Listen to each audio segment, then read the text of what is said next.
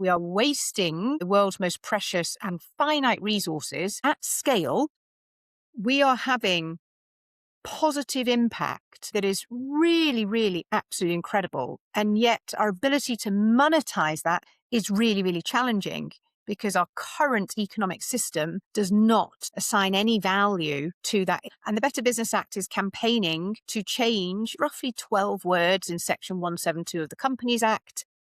I firmly believe that we will never solve society's biggest problems when profit maximization is our end goal and when we are not pricing in the value that nature is giving us and the cost of pollution and waste.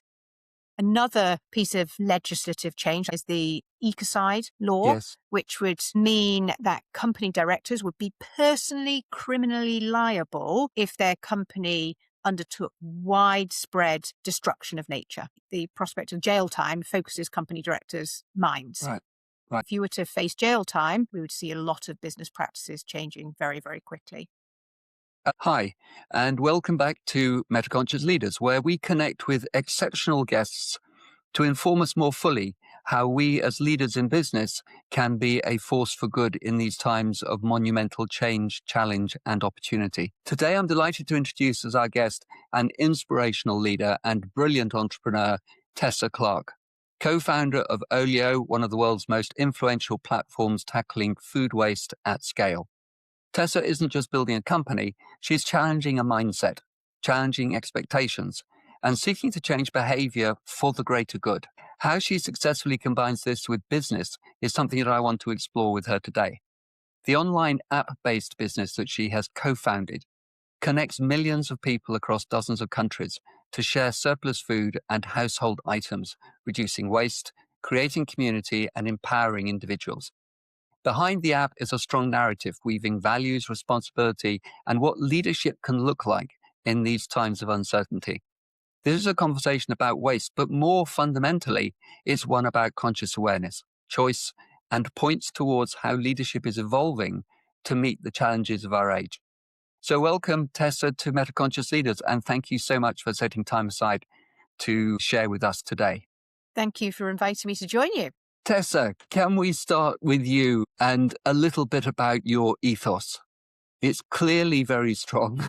Yes. You seem to have a great deal of clarity around so many different things. And I was just wondering whether you could say a little bit about what's driving you, what's drawing you forward, where this arises from, because it's clearly at the core of Olio, indeed, as well as your own life.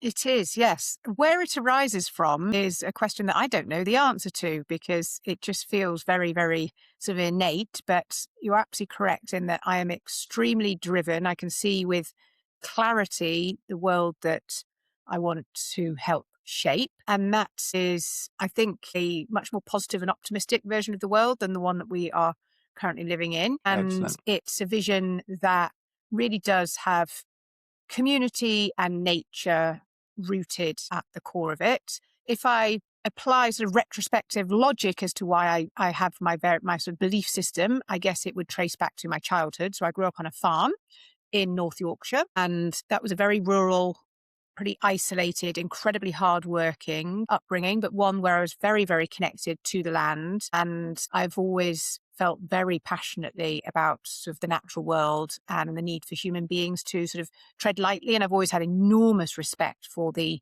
complexity of the ecosystem that is nature, that has evolved over billions of years.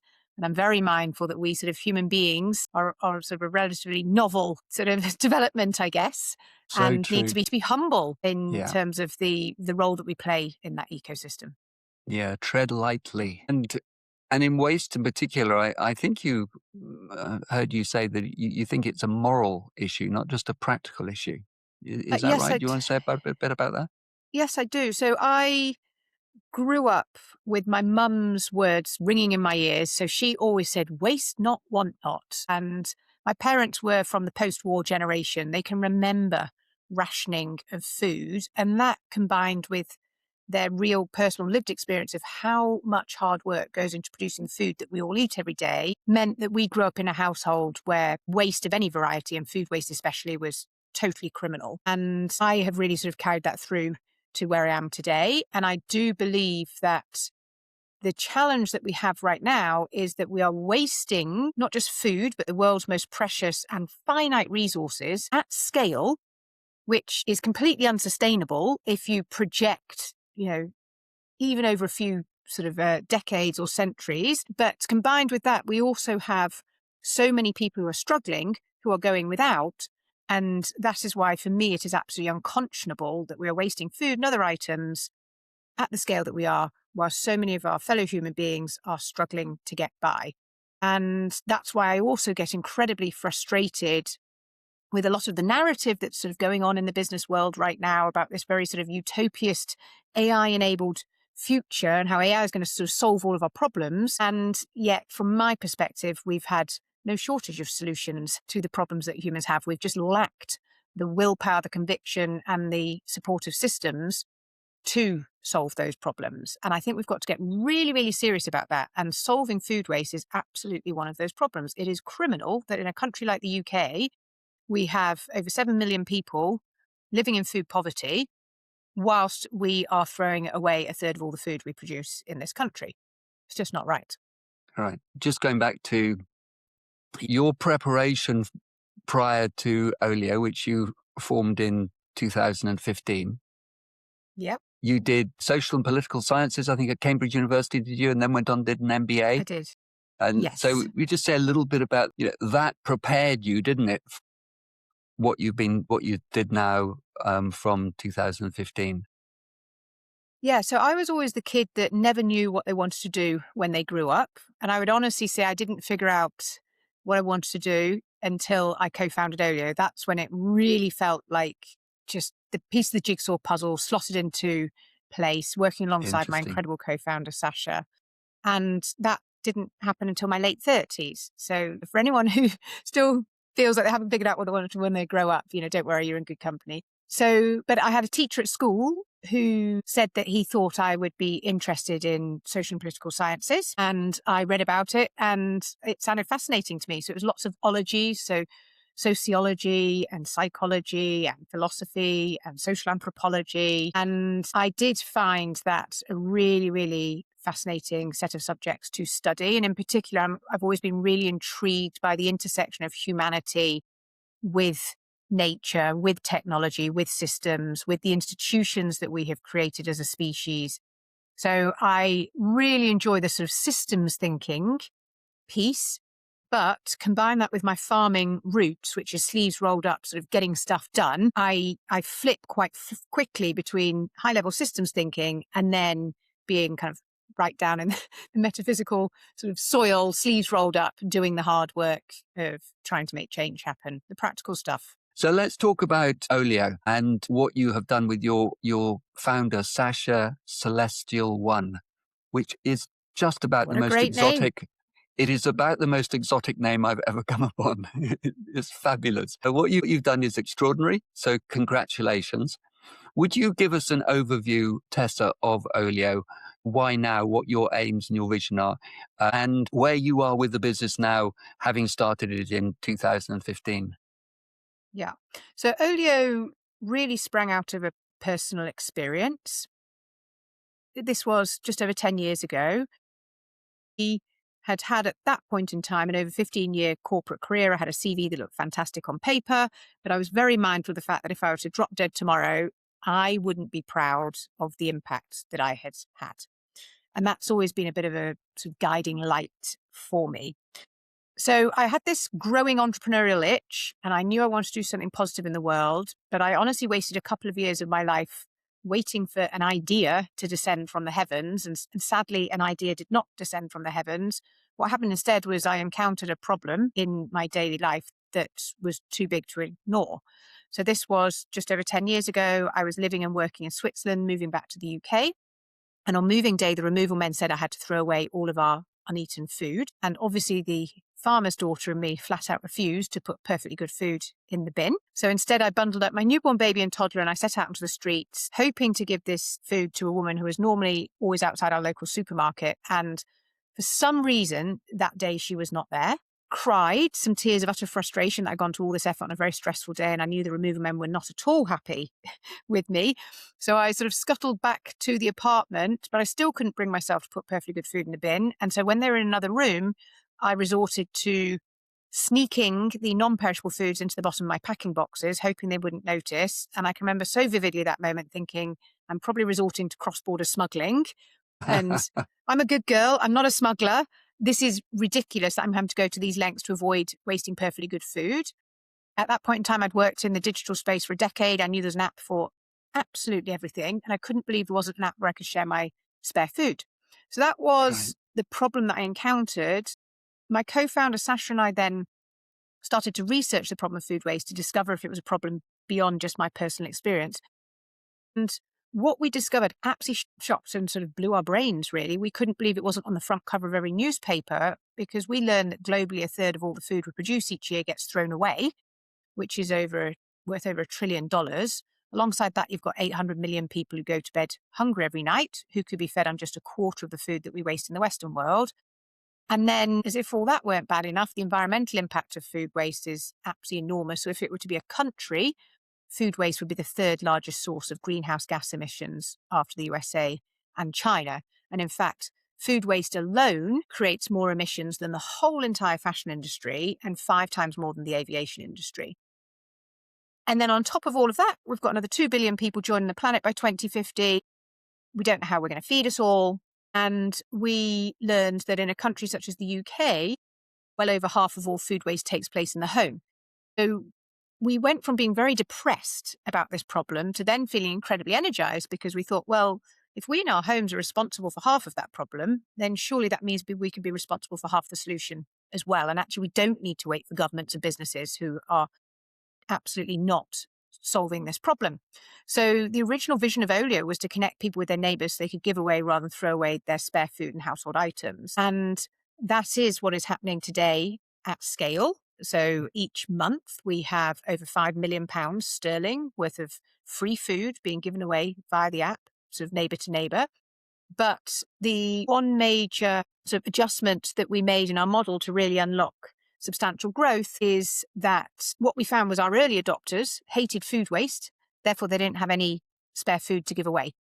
And we had hoped that local businesses would work with us to give away their spare croissants or sandwiches or whatever it is at the end of the day, bring traffic into the store, cross-sell, upsell. And that didn't happen because they were too busy running their business. So in the early days, we were a food sharing app with no food, which is pretty useless. And so we solved that problem by saying, why don't we take the people who have lots of spare time, but no surplus food, and match them with the businesses that have lots of surplus food and no spare time. And that resulted in our Food Waste Heroes program, we call it. And today we have over 100,000 food safety trained volunteers who are just regular members of the Olio community. And what they do is they claim a collection slot, and a collection slot is an opportunity to go pick up unsold or unserved food from a business location. They take that food home, they add it to the app. Within minutes, the neighbours are requesting it, and minutes later, they're popping around and picking it up. And that takes that food from being considered a waste stream in that business location to, on average, within 1 to 2 hours, being fully redistributed into multiple homes in the local community. And this is also how we now monetize Olio, because we are a proud B Corp. We are not a charity. We believe in the concept of profit with purpose. And so businesses, instead of paying a waste contractor to take that food off to waste streams, instead of paying us, and we make sure it's eaten. And we then give them back all of their impact data, and we do lots of co-marketing, etc. with them. Wow. So a restaurant, for instance, may have a leftover meal. They'll contact one of your volunteers. The volunteer will come in, take it away. The restaurant will be paying Olio a fee for the service, and then that meal will be put on the app by the volunteer, and somebody else will say, yes, please, can I have it? Yes, that is the model. Restaurants aren't the main use case. So our major sectors are the supermarkets. So we redistribute food from 2,700 Tesco stores, 1,400 Sainsbury's, 1,000 Icelands on a daily basis. So supermarkets are where the majority of the surplus food is coming from. We then also collect surplus food from over 500 school canteens. which is really important and really powerful because we have far too many children in this country who are going to bed or going to school actually sort of hungry whilst their own school is throwing away food. So we're kind of capturing that food and recirculating that food into the community. We then also redistribute from a couple of hundred office canteens. And then we redistribute from hundreds of TV and film production sets, which will often be catering for large numbers of people once or twice a day in a particular location. Yeah. Tell me, on the 30% of all food is wasted or thrown away. I'm just wondering, how is that calculated? Is it by weight? Is it by value? And I'm one of these people. I hate throwing food away, and I'm notorious in the family. The other day, because my stepmother recently passed away, and we found a cupboard full of chocolate. I was trying chocolates which were 12 years old. That was actually a little bit past but just because there's a sell-by date, I'm not one that says, okay, throw it away. Yeah. If it passes a smell test, the taste test, then for me it's probably okay. I am a vegetarian, so I'm not talking about meat. No, you probably wouldn't want to be eating 12-year-old meat. That's a little bit different. Yeah. But are my potato peelings, for instance, part of the 30% waste that is referred to when talked about when it says that 30% of... No. So when they talk about food that is wasted, it is referring to kind of avoidable food waste, and it's measured by weight rather than value, because obviously the value of food changes quite dramatically as it goes along the supply chain.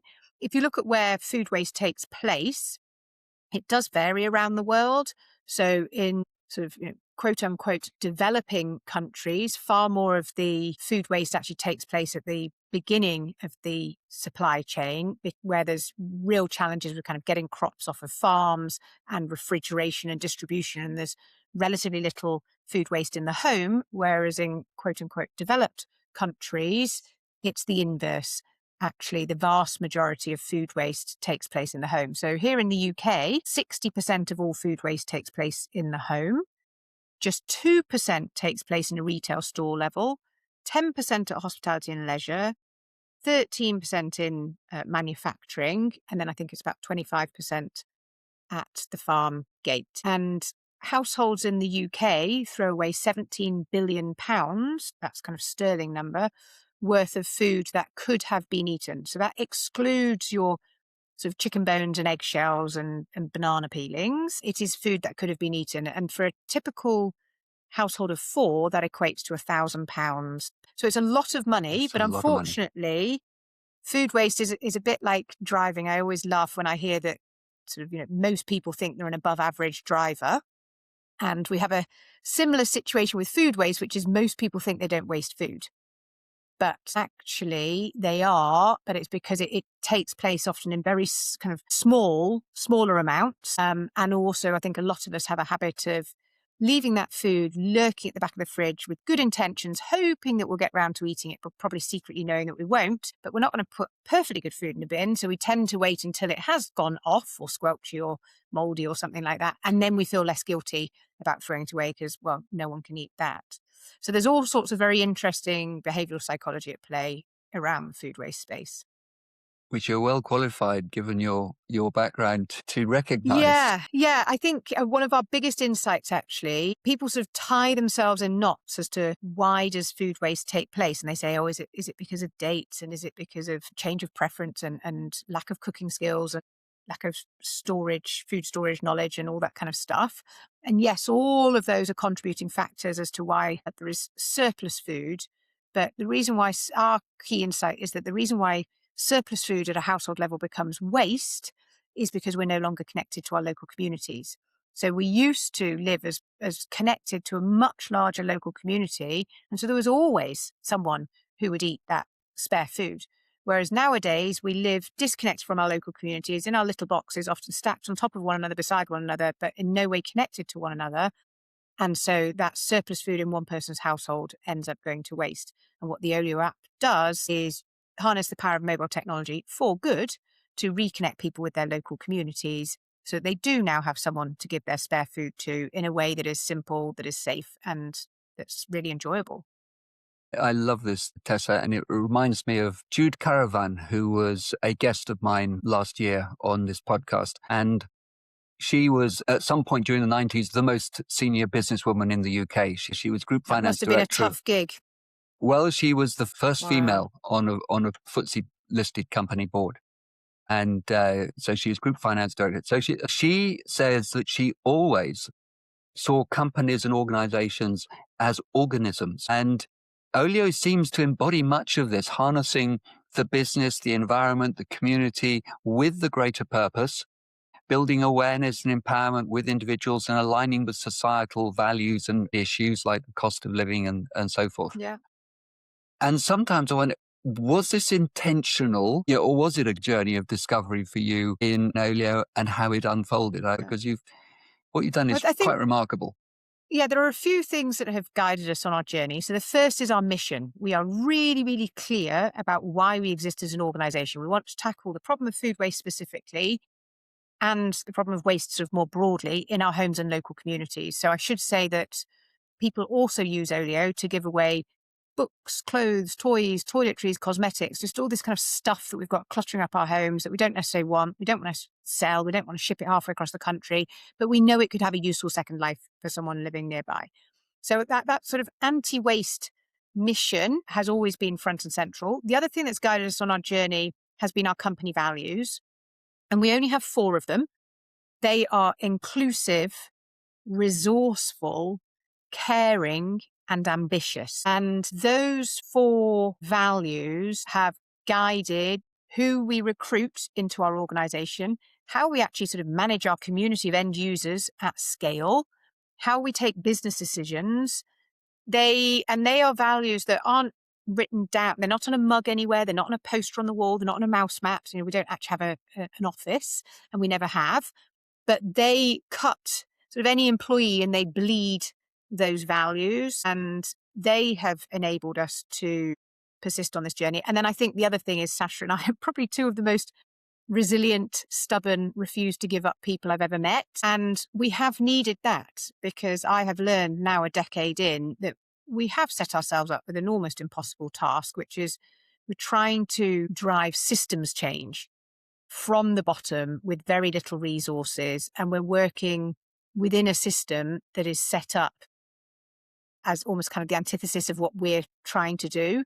And so it has been difficult because we are having positive impact on people, communities, and the planet in a way that is really, really absolutely incredible. And yet our ability to monetize that and so ensure that Olio can be a sustainable business so that we can continue to exist for many decades is really, really challenging because our current economic system does not assign any value to that impact that we are having.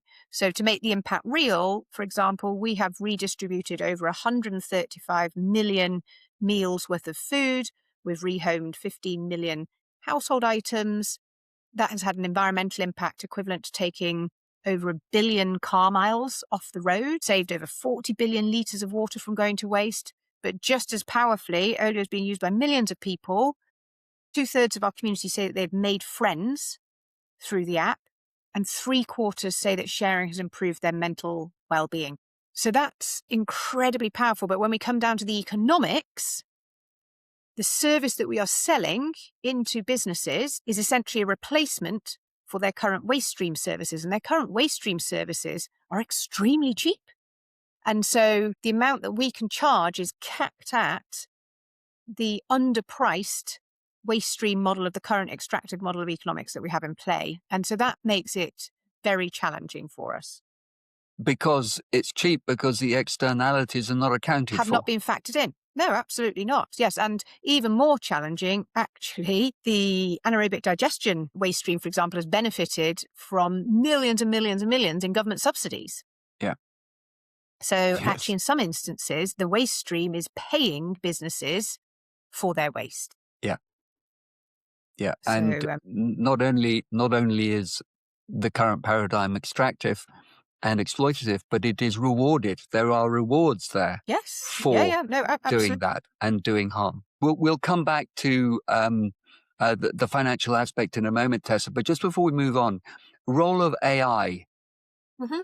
I think you're using that quite a bit We within are. the Yep. business, but I'd Yep. be very interested as well. We were talking before we came on air. Be very interested in what you might see as the dangers of it, and where it's useful, and where perhaps it doesn't go, and where it doesn't serve us as Yeah. humanity. Well, a lot of big questions there. I'll try and stay Yes. sort of within my remit and what I'm qualified to discuss, although I'm sure we could talk about this for hours because I definitely have Yeah. thoughts on it. But just staying focused on Olio, it was very, very clear to me that AI represents a paradigm shift. I know over the past decade, I've seen lots of things come and go, NFTs and blockchain and ICOs and all sorts of things that people in the sort of tech world got terribly excited about for a period of time. But it was very, very clear to me that sort of AI was something different. I could very quickly see the real world applications. Now, we had some really tough conversations internally because we were well aware of the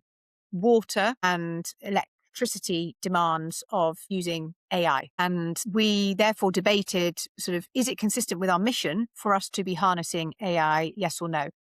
We pretty quickly realized that absolutely we actually have a responsibility to be harnessing AI, because when we do our carbon footprinting as an organization, our carbon footprint, which is a team now of 40 people who work from home, essentially a bunch of servers, that's pretty much it. Our carbon footprint only offsets about 5% of the positive impact that we are having in terms of greenhouse gases being wasted.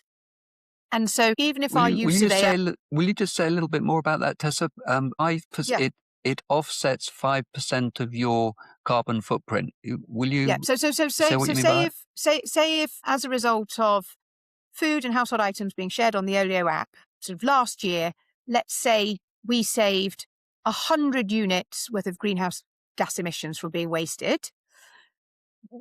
Our team emitted 5 units of greenhouse gas emissions to enable that positive impact of 100. And AI? AI, let's imagine if AI sort of doubled or even tripled our organizational footprint, which, by the way, it doesn't, then we are still so net positive in terms of the impact that we're having, that we absolutely need to continue to use AI. And more than that, using AI can enable us to get to profitability faster and also dramatically accelerate the pace at which we can have our impact. Yeah, yeah. And so it's a real game changer for us in terms of scaling. And so I think sort of AI being harnessed to help scale nature and people positive solutions is a Yeah. really great thing. I can and see so, from the point of view of compliance and a whole lot of safety issues, I think immensely useful. Do you have that's any exactly how we idea? use it. Yeah. Yeah. Do you have any idea what the AI carbon footprint is? Well, the problem is that that's changing very, very rapidly, sort of all the time. So certainly Okay. when we first started looking at it, the carbon footprint of doing an AI query was, I think, about 10 times the carbon footprint of doing a Google query. But over time, those providers are working to optimize and make it more efficient. And I think the latest thing I read a few months ago was that I think doing an AI query was equivalent of using your microwave for a few seconds or something like that. Okay. And same with the water usage. Like, this is such a rapidly moving, rapidly evolving field that I think there isn't any sort of... I'm not fully up to date with what the definitive data Yeah. is Okay. right now on Okay. this date and time. But yes, but I feel very comfortable that we are so far into the net positive from an environmental perspective. That's before you've even placed a value onto the social impact that we're having, that we have a responsibility. Now, we use AI carefully. We don't use it indiscriminately, because our use of everything has a cost, right? So resourceful is our number 2 company value. We use that to guide our use of everything we do. Yeah. So if we can let's talk about the metrics now. And something that we're very focused on in Metaconscious Leaders is how we successfully blend purpose, and especially for the greater purpose, impact with business. Now, many of us will, or I would always say that the purpose of a business is not to make a profit. It needs to make a profit. It must make a profit, because otherwise it's not going to survive. But that's not its purpose. That's one of the things it needs to do in order to fulfill its purpose. And its purpose Correct. is something else. Yeah. Yes. So let's talk about these metrics. Mhm. I think you probably Yep. feel the same way about profit. It's necessary. It needs to be there. Let's, in particular, of interest, because a business with you that's got strong ethics and strong purpose, how do you get the balance? Because there can often be perceived competing interests. And I'm not saying that they are necessarily competing interests, but they get perceived as being such. And then you Yes. have we can't do both. We've either got to go for this or we've got to go for that. And I think one of the places where we could start here, your investors, because you've raised quite a lot of investment funds, I think somewhere in the region of $50 million, if I'm correct there. They clearly back you, not just the concept, but you and Sasha as individuals. What kind of investors are they? Will you tell us a little bit about that? What are they looking for? What are their return on investments? I'll start with the investors and then I'll move back into what is the purpose of business. So our investors, just to answer that question, we have a mix. We have a combination of what could be described as classic Silicon Valley style venture capital firms. And we have some impact investors, and the impact investors, they're looking for a commercial return, but just as important to them is the positive impact that we're having. And then we also have a bunch of angel investors as well. All of our investors are backing myself, Sasha, and the team to solve this enormous problem because they can see how big this problem is. They can see that it needs to be solved, and they can see that when it is solved, value will be unlocked. I would describe our investors as conviction-based investors. So they're a very rare breed of investors, and they have truly patient capital. And so they are kind of bought in for that long-term vision and ambition, because honestly, we don't want a handful of million people sharing the world's most precious resources. We want hundreds of millions of people doing that. And that's what we need to achieve to have the impact that sort of humanity needs us to do. In terms of our overall approach to business, Olio is now a B Corp. And essentially what that means is we have our purpose and our mission as an organization baked into the articles of association that kind of govern the organization. And also in those articles, it is made very clear that the objective of the company directors is to give equal weight to people, planet, and profit in pursuit of that mission. I absolutely love the B Corp movement. There's about 3,000 B Corps in the UK, I think about 10,000 worldwide. And the reason why I love the B Corp movement is it is enabling us to move away from this sort of dichotomous trap that we've been in to date, which says either you have a positive impact, but you must be a charity and you probably don't scale, or you scale like crazy, but goodness knows what horrible negative externalities you're throwing off into the environment, into local communities. And I believe very, very firmly in that third path. And the B Corp movement is full of thousands of really inspiring organizations that are doing precisely that. But to become a B Corp is very, very difficult and very rigorous, the process that you have to go through, which is why I'm even more excited by an initiative called the Better Business Act. And I'm an ambassador for the Better Business Act. And the Better Business Act is campaigning to change what I think is roughly 12 words in Section 172 of the Companies Act, which most people's reading at the moment says that the fiduciary responsibility of a company director is to maximize shareholder returns above all else. That's a profit maximization ethos. And I firmly believe that we will never solve society's biggest problems when profit maximization is our end goal, and when we are not pricing in the value that nature is giving us and the cost of pollution and waste. And I think the Better Business Act is, I often think of Archimedes saying, give me a lever and a place to stand and I will move the world. I think this is a great example of an extremely high leverage thing, which if we just change the definition of success, if we change that North Star for businesses and business leaders, we will almost overnight change how businesses show up in the world. And I've seen this with my sales teams. It's like you will have one set of incentives in play one week and everyone's behaving in a certain way. You change it over the weekend and then the next week they're pointing in a completely different direction because you've redefined what success looks like. And I'm really excited. I think there's over 3,000 businesses, large and small, have signed up to be signatories of the Better Business Act. And I would encourage any of your listeners to go check out the Better Business Act. And yeah, if you can support it, please do, because there's a lot of work going on behind the scenes to see if we can make it easier. For example, at Companies House, when someone's setting up a new business, at the moment, the standard articles of association are the extractive model of business. What happens actually if we could make those kind of B Corp articles of association another default option that you could choose if you want to set up your business in that way? Yeah. We will certainly, Meta-conscious leaders will certainly give that support and airtime as well, Tessa. Only 10 days ago, I was involved in a conversation with a couple of significant investors, one of whom was seeking a large amount of investment. And the issue in response to the questions about higher purpose and so forth was exactly this, that his fiduciary duties were not were more of the extractive nature than the holistic nature. Yeah. If the Better Business Act were to come into play, this would make his life a whole lot different. Absolutely. I think because we the are. will is there, just that the Yes. law is actually counter Correct. to that will.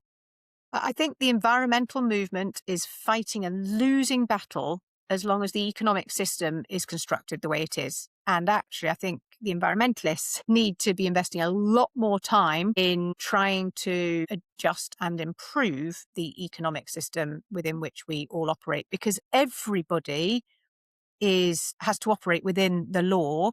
Yes. And is operating by the incentives that are being put in front of them. And, if you want to keep your job, you have to perform, and performance is defined as profit maximization. So, of course, people are going to behave in the way in which they're behaving currently. Another piece of legislative change I think could be absolutely game-changing is the ecocide law, Yes. which would mean that company directors would be personally criminally liable if their company undertook widespread destruction of nature. And again, having worked in the financial services very briefly, I hated it, but I did see how quickly the prospect of jail time focuses company directors' minds. Right. I think if you were to face jail time for widespread destruction of nature, I think we would see a lot of business practices changing very, very quickly.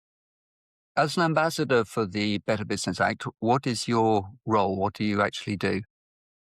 I just talk to anybody who will listen about the Better Business Act and encourage them to visit the website, read a little bit more about it, and if they feel comfortable, sign up to support the campaigning that is taking place to try and change those couple So of sentences. there is a link that I can Yeah. can put into the show notes for that. Is that excellent? You absolutely can. Yes. If you provide it to me, then I will include it in the show Yeah. notes, and people can go to that. Yeah. Okay. So profitability. Mhm. When and what's the business model you have for reaching profitability? And just leave that. So I didn't answer fully the question you made about sort of, is there that conflict between profitability and purpose?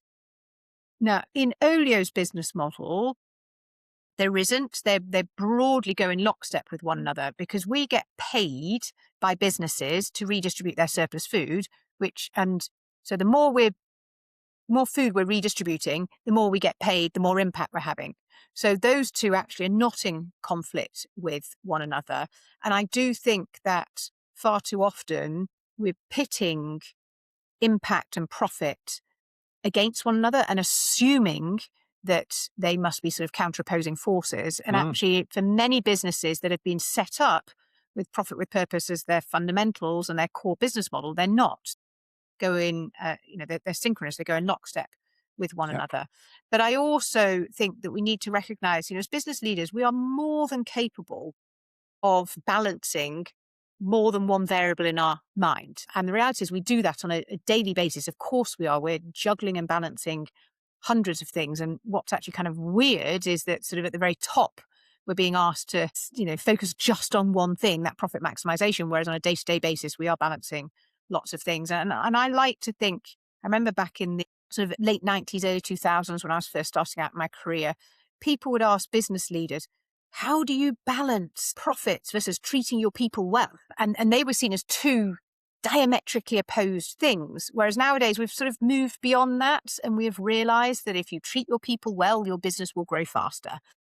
I would like to believe sooner rather than later we'll reach a similar spot with positive impact and realize that actually when a business is having positive impact, it will grow faster than a business that is not. So your business model, you've described it thus far. Looking into the future, do you see that evolving, changing, growing in any way? In terms of our actual business model, we have sort of three components. There's sort of what we charge businesses for the service that we provide, and that is the vast majority of our revenues, 90% of our revenues, and 10% comes from a combination of a freemium business model, so you can upgrade to become an Olio supporter in the app.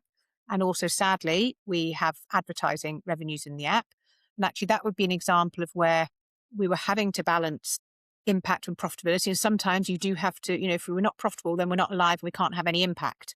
And what we found was that we were struggling to encourage people to upgrade to become an Olio supporter because the free version of the app was just so good. And so actually we had to put advertising revenues in to encourage people to upgrade to have the ad-free version. So that's just a very real practical example of where we have had to prioritize the profit component. And can you see a road with this existing business model to reaching profitability using the revenue streams that you've currently established? Yes, absolutely. So sort of profitability is well within grasp for us. I think the bigger challenge is the pace of growth, because at the moment, unfortunately, the world has not collectively woken up to the food waste problem or decided to get serious about it. And what we are desperate for here in the UK is some regulatory change, because at the moment businesses are throwing away over 2 billion meals worth of food every single year, but that's taking place behind closed doors. No one knows about it. And so they're under no pressure to solve it. So when we're selling a solution to a problem that businesses don't think they have, that's very difficult for us to grow and have the impact that we need to have. So we are hopeful that over the next few years, not just in the UK, but around the world, we will see more and more countries bringing in regulation, either sort of mandating that businesses have to publish publicly their food waste data, and or governments will give tax credits and tax rebates and incentives for businesses to redistribute that surplus food rather than send it off to waste streams. At the point in time in which that happens, then we'll have some serious regulatory tailwinds behind us. But at the moment, it is a bit of an uphill battle. So am I right in thinking then that you're able to scale at pace when the demand actually is there? Yes, Is it's an that right? extremely asset-light, highly scalable model. Our number one challenge as a business, and it always has been, is getting supply onto our two-sided marketplace, which is ironic given that there is no shortage of food being wasted. But what is difficult is persuading people, both businesses, to bother, and likewise households, persuading people that it's worthwhile taking 10 seconds to snap a photo and share their spare food rather than just toss it away into their bin or food waste caddy. Yeah. So if we look to the future then, Tessa, Olio setting new benchmarks, combining meaning and business and purpose, that's got the leadership aspects, which you and Sasha are, I would suggest, are exemplary examples of. Are there other ways in which you look to do things differently within the business, and also in the future? And I'm thinking to myself of stretching that a little bit further, and to some degree, this links with regulation and so forth. But I'm thinking, for instance, ownership or governance or transparency, those kinds of issues, which are also very integral with the whole, if you like, new era of business, I think. Yeah. So one of the things that we've done, which was very unusual, but is now more usual, is that we were a remote first business from day one, from founding 10 years ago. That was before COVID, and people thought we were crazy. And Sasha and I, it ended up almost feeling like our dirty little secret. Whenever investors, for example, would ask about our office, we just sort of changed the topic of conversation because we just got exhausted trying to convince and explain to people why this remote first model worked so well. Now, in a post-COVID world, we don't have to justify that, thankfully.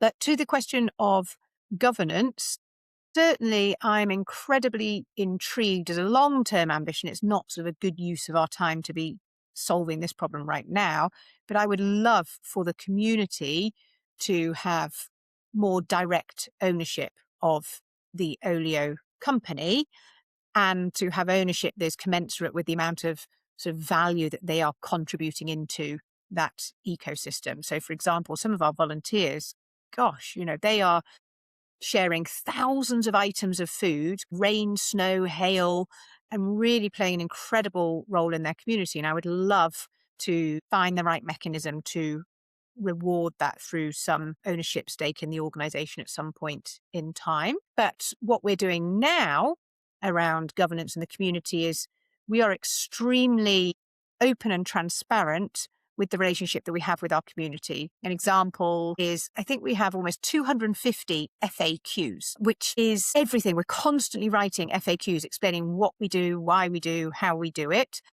And the vast majority of people never go anywhere near our FAQs, but there is a small group of people who pore through them, read every single detail, and they then disseminate that information out to the broader community. And we've now extended beyond that to we hold a quarterly webinar for our community. So we invite absolutely everybody to join that. And we really kind of peel back the layers and we share the financial health or challenges that we've got with the organization. We share our performance challenges. We share new products, new features. We have an open Q&A session at the end. And that dialogue, that sort of two-way dialogue with our community is really, really important. And it's really interesting because we missed it, the Q4 one last year, because we're restructuring the company. And you could tell just the community just feels just a little bit more fractious because we haven't had that communication vehicle take place. So we have a community, sort of Olioers refer to themselves as Olioers. They talk about Olioing. They're absolutely obsessed with all things Olio.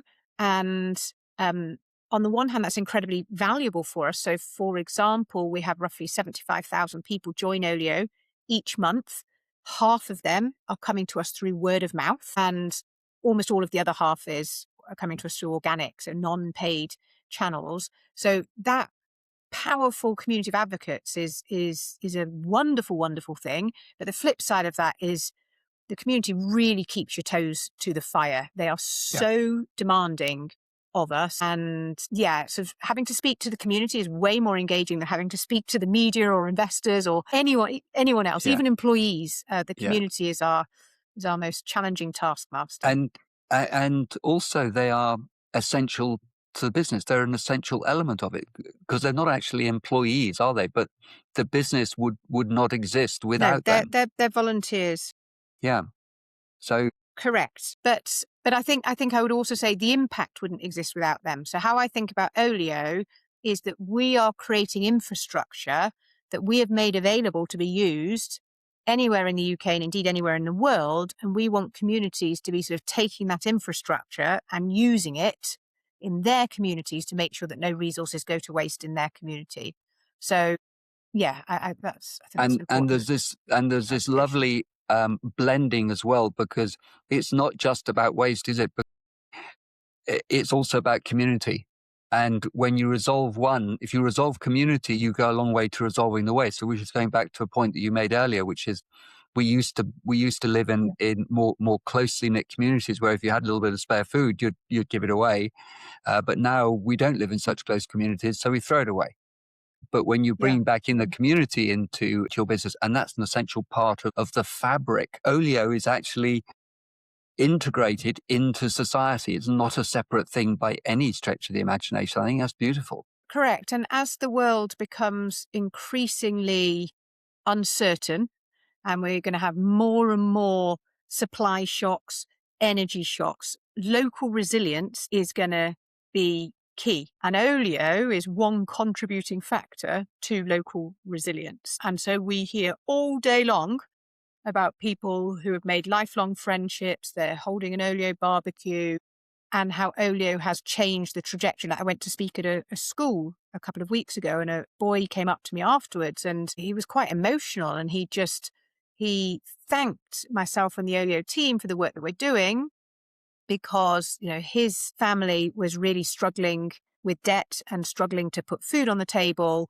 And thanks to Olio, he was able to eat meals, keep going to school. His family got out of debt. And yeah, just the kind of the life trajectory of that family was changed as a result of that power of connecting that family to wider community. And I think we're going to see more and more of that going forwards. Fantastic. Going back to investors for a moment. Yep. And the future of the business and scaling and so forth. What's the next step? Is it an IPO? Is it more investors? Is it organic growth? How do you see that? I think as a business leader in the current day, you need to optimize for agility. And so an ability to respond very quickly as the environment changes is crucial. So I cannot sit here today and map out what's going to happen in the next 5 or 10 years, nor should I.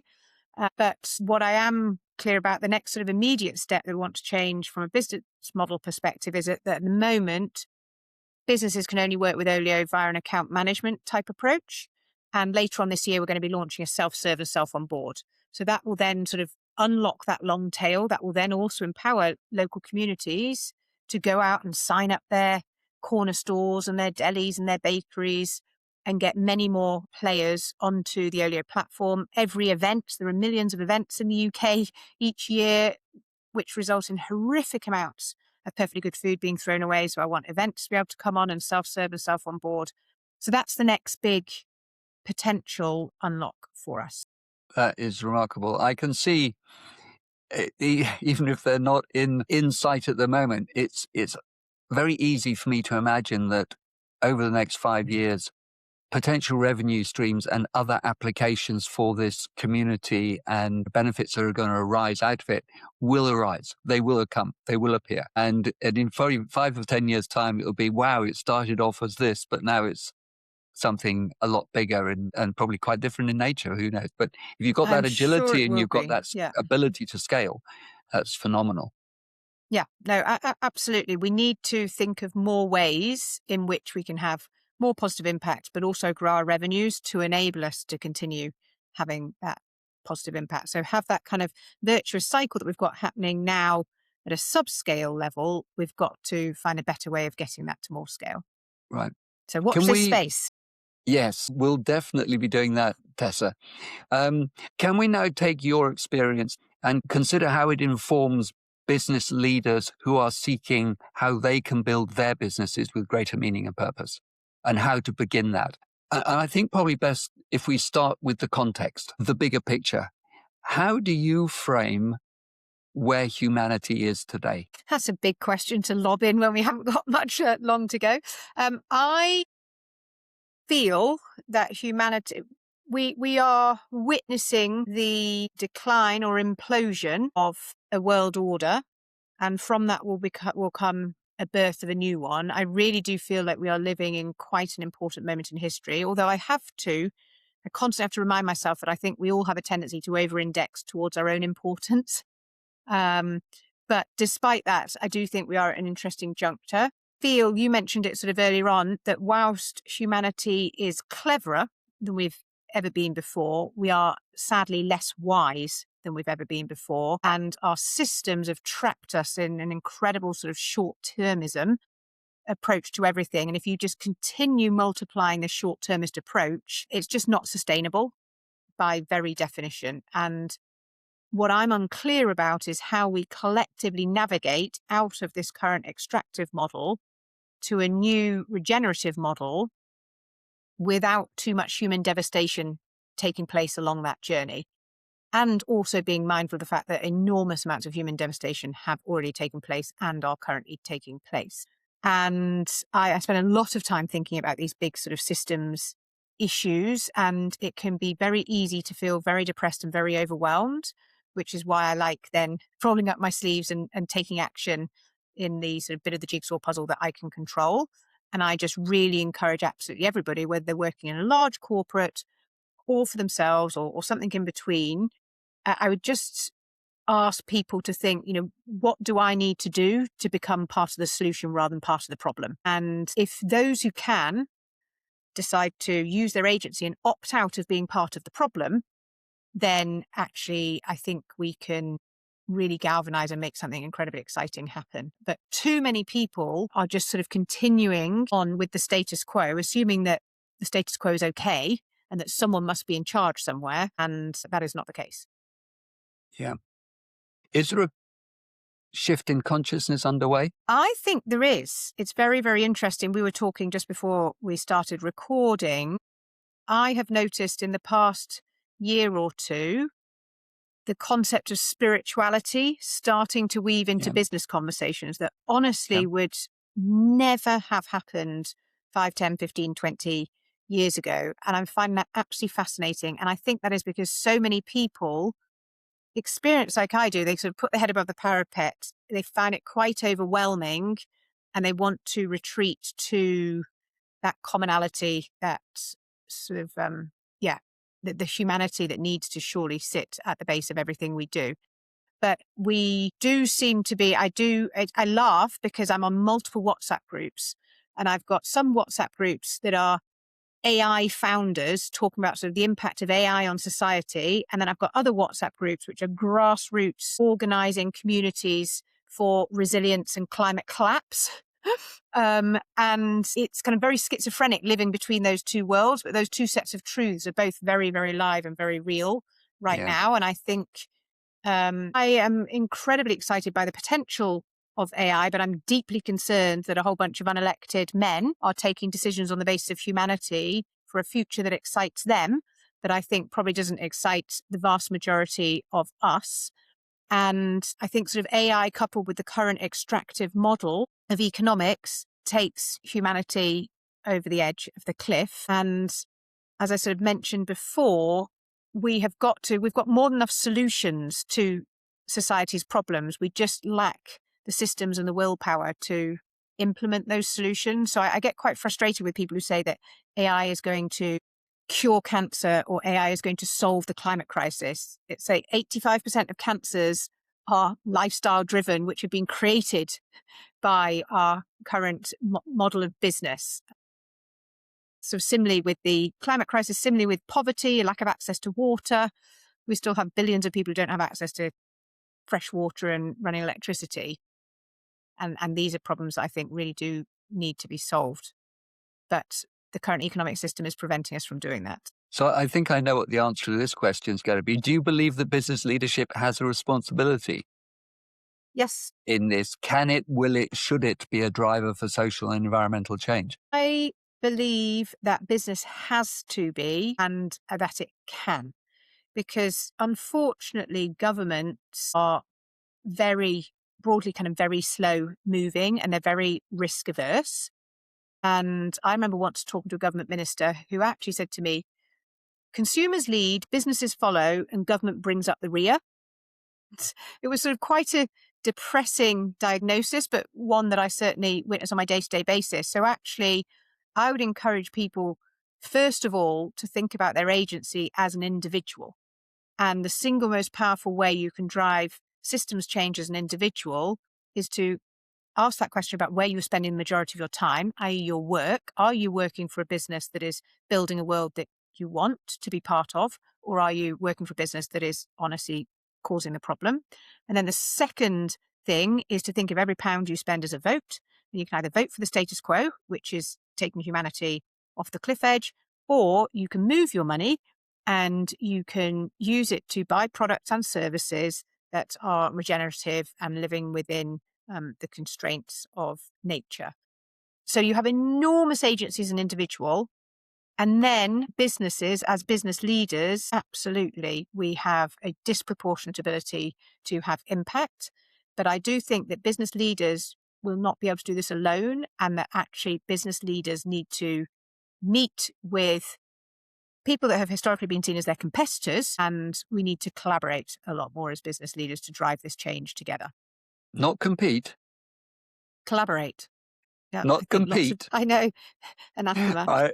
I know. Yeah. It is that shift in paradigm, isn't it? But competition has got us, has delivered a lot, has delivered much. Yes, we needn't evaluate it, but it has delivered us a lot.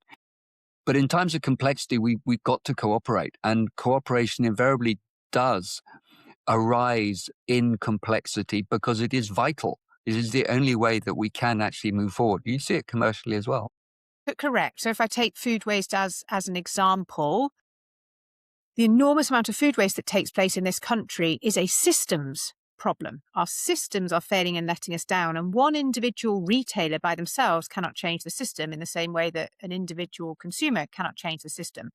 But when the industry gets together, when multiple players that include civil society gets together, and actually sort of 2 weeks ago, I was part of a group of people that were invited to 10 Downing Street from across the food sector to discuss precisely how can we tackle this problem of food waste together? How can we collaborate to solve it?